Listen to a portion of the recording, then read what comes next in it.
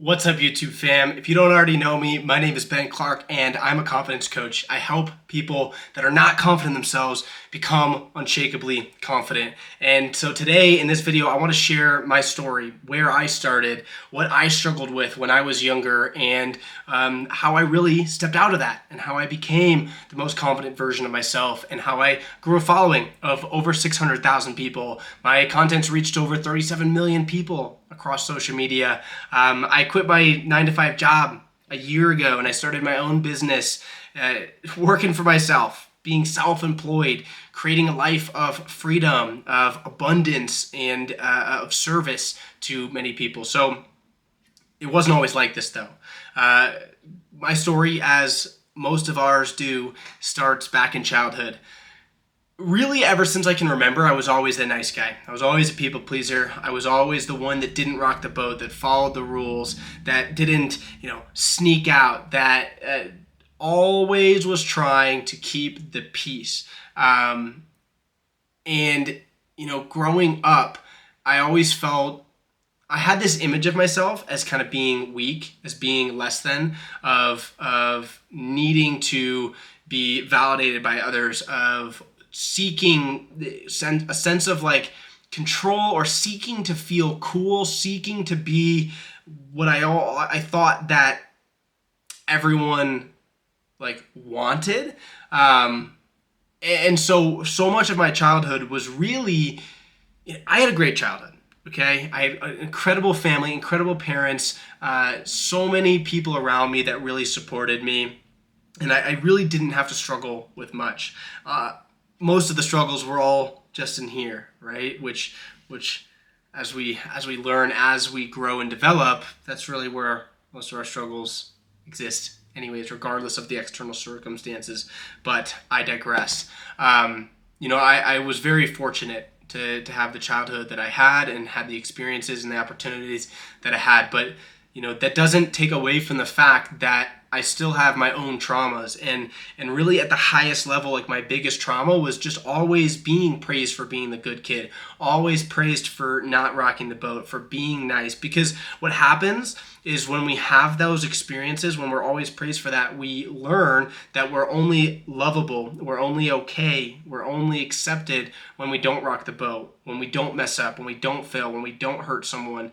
And so for so much of my life, I was driven by this like need to just fit in this box and not cause a disturbance, to say yes to people, to help, to always let other people hold the frame, and always let other people like get what they want rather than myself. I was always putting other people before me, and there's this part of me that loves helping people, but there's also this strong part of me that always felt a little bit empty, always felt like I was giving and not getting that much back in return.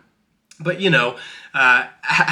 for first grade to fifth grade, I'm not aware of these things, but I just always remember feeling like I was weaker, I was less than, I was not one of the cool kids. But at the same time, like I was weird, I was a goofball. I loved reptiles, I loved the outdoors. I could be really goofy in my own space, but when it came to being like in really a lot of social situations, I always felt like I was trying to compensate for a lack that I felt within myself. And so take that into high school, really carried that with me a lot, even, in terms of friends, in terms of girls, all this stuff. Like I felt like I had to like display the things. I had to just put things on display. I had to like try to be the best. I had to try to get the cutest girls or whatever, like to be validated, to be accepted by other people. And as I got further and further into high school, that really just kept feeding into itself, of just always feeling like I was on the back burner. I was kind of behind, like trying to fit in. And that's not to say that other people outside of me saw me that way. This is all happening in here. And I had some close friends in high school. I had some really close friends, especially one in particular, just a best friend that I just felt like we were always kind of joke around. We still do to this day, that we're the same person, And so having someone like that in your life, where I felt like I could be my authentic self, I could be weird, I could be goofy, I could be nerdy, like whatever around, really helped me a lot. And I think without having that kind of relationship in my life, excuse me, I think I could have gotten into a lot of a darker hole a lot quicker. But so I had like those core people that I could really fit in with. But when it came to like the broader scope of things and a lot of like really social scenarios and all this stuff, I just found myself kind of avoiding different things, not going to parties, not going out. Like even at like high school dances, right? Like being so nervous to approach girls or all of these things because I was just so afraid and in my head, like what are people gonna think? What am I gonna say the wrong thing? Are people gonna judge me? And I'm gonna embarrass myself, like all of that. And as I graduated college and graduated high school and went to college, like I was like, sweet, this is gonna be a big change. I'm a college kid now. Like I'm gonna meet a lot of cool people. I'm gonna party. I'm gonna meet a lot of hot girls. Like all of this. And at freshman year started kind of that way. Started just like exploring things and going out, having fun, drinking, meeting new girls, like all of this stuff. But as freshman year started to roll on and people started rushing fraternities and all this, I just kept finding myself more and more out of place. More and more like I was trying to pretend to be someone that I wasn't. Like I was wearing this mask all the time, trying to be the partier, be the frat kid, be cool, like whatever I defined as cool. I just wanted to fit in and have people accept me. But in all of that, I just had such a hard time expressing my authentic self, being me and talking like this, right? I would freeze up all the time. My heart would drop all the time. My face would freeze. I'd get red. I'd get sweaty, and I'd get so nervous that other people are going to notice that. And,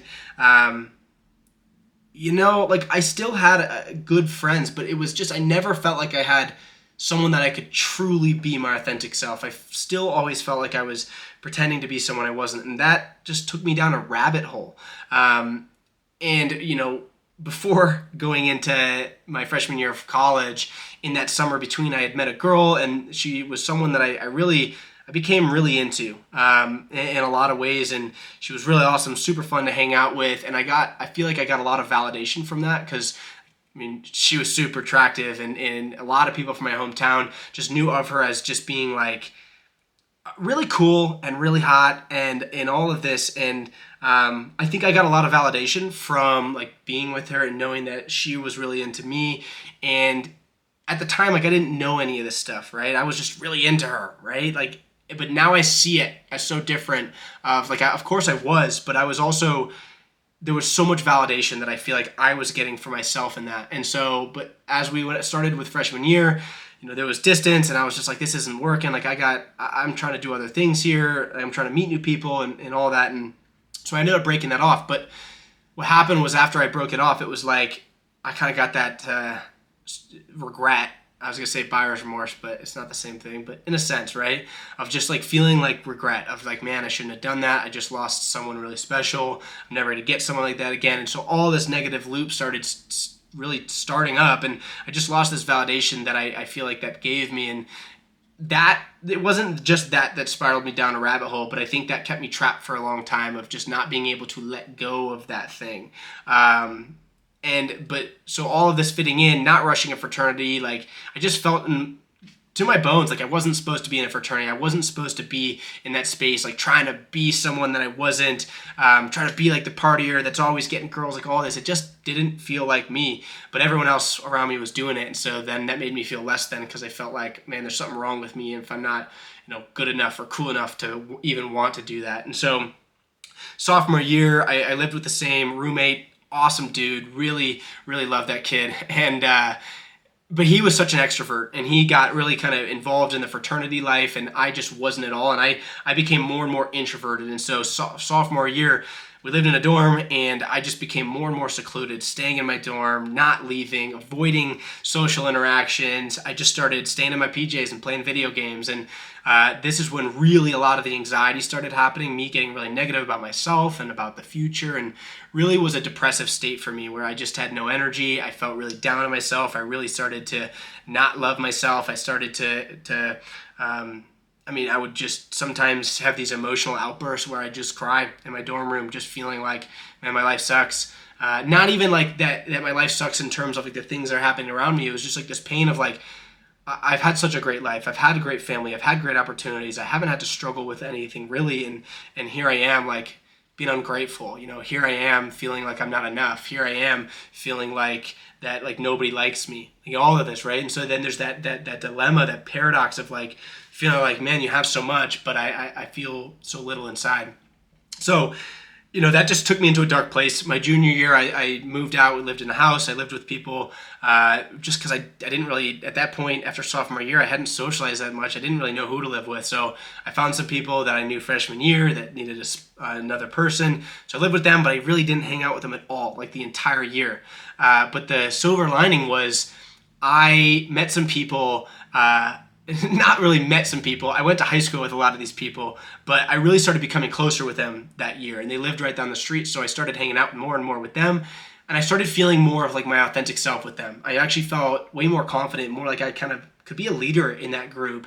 And so I started finding myself a little bit junior year, stepping out of that part of me that was just stuck, depressed, and super anxious in my dorm room to starting to expand a bit. I learned about cold showers. I learned about reading nonfiction, and I learned about NoFap. And so I started really all of those things my junior year, and it started really making a profound shift in my life. I was still anxious. I was still freezing up. I was still the people pleaser. I was still the nice guy. I was still in my weak masculine and feminine. I hadn't even discovered trauma yet or spirituality or any of this stuff at this point. But I started seeing improvements, right? And so that year, things started looking up, but I still had a lot of things I was struggling with. The summer going into my junior year or my senior year of college, the girl that I had been with my freshman year, she actually moved back. I went to Ohio State. She moved back into the area for an internship, and we started hanging out again. We spent a lot of time together and had a great summer, I felt. But, looking back at it, I see that I was so hurting in that time, and I was so like trying to be like still just trying to work on myself, and I was still in this weak masculine nice guy hurt and needing validation part of my life. And at the end of that summer, I had really started falling for this girl, and I was like, hey, like we should just date, right? And at that point she was like, I'm not ready to date, I'm not interested in it. So she rejected it, right? And that really hurt me. I felt totally invalidated. I just felt like I was not enough. I felt like I had put so much even just thought since that time, my freshman year when I had ended it, that like someday we might get back together or whatever. And so it was just so much, and it just felt like my kind of inner world had blown up a bit. But that sent me almost into this new realm, of this new identity of like, okay, stop caring, right? Like just go have fun. You're free, let loose. And it gave me this closure of like, okay, that chapter has passed. Like I can close that door, right? I got closure on that relationship that was it took far too long for me to get that. Not anything on her part. It was all on me, right? And so I learned a lot from that. And my first semester of senior year, I just went and had fun. I moved in with the guys that I had gotten close with my junior year. And I felt like I could really be confident in my authentic self in that group. And I just started owning that more. I started like hooking up with girls that first semester, and just I was drinking more, having fun, going out, and just really leaning into like the not having responsibilities and just kind of getting sucked into my world of like being with some of my closest friends, being able to feel my authentic self. And that felt different. It felt like something I hadn't felt in a long time, where I could be in that space. But step outside of our house, go to parties, go to bars, like whatever, and right, I would just keep really close with the people I knew, because I was still just afraid of everyone, and I would just always be out, just always like panning who's better than me, who am I comparing myself to, like who's the hottest girl, like can I get validation from this person, like all of that weak masculine behavior. And as my senior year continued going on, right, hooking up with people, that is not a fulfilling thing at all. And you start to feel more and more empty. And, we're coming towards graduation, and here I am. I've struggled for a long time in college, really just bouncing off of, I want to do this, I want to do this, I want to do this, and feeling like I had all this pressure from kind of to make my parents proud, to live up to the life that my parents have created for me, and, make money, be successful, all of this. But that terrified me because I wasn't confident in myself. I didn't believe in myself to be a leader or to be able to really communicate effectively and express myself in interviews in a workplace environment. I didn't know what I wanted to do. So, I just became even more and more down on myself and started having panic attacks that part of my senior year, right? Beginning of the second semester. And that was 2020, before the whole vid hit. But I remember having one specific panic attack in my kitchen. I had smoked some weed and I was making some food, and all of a sudden my heart drops. I start losing my breath, and I'm just thinking about the future, and I'm like, I don't even have the confidence to be a manager at McDonald's. I was like, I can't speak to people like that. I can't stand up. I can't set the boundaries. I wouldn't be able to tell people when they're doing something wrong or take charge. And I just remember that moment being like, oh my God, like I'm gonna fail in the real world. Like I don't have it. I'm weak. Everyone else is gonna do better. And that was a dark point. Like just that moment itself, I just remember shoot, right, going so inward, and yet that helped me expand outward. And from that moment, it was like my life started kind of changing a bit.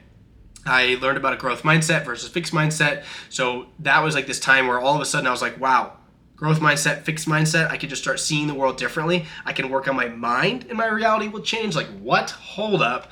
That was like an epiphany for me, and that just sent me down this road of like, okay, if I can work on my mind, if my mind creates my reality, if I can just start seeing everything from a perspective of growth, and I can get better and I can be successful and I can become confident, sweet, I'm going to figure that out and I'm going to do that. So I just went down this huge rabbit hole, meditating. I was going to the gym all the time, eating healthier. I was outside every day. I was getting better sleep. I was starting to journal and get clear on like observing my thoughts and all of this. And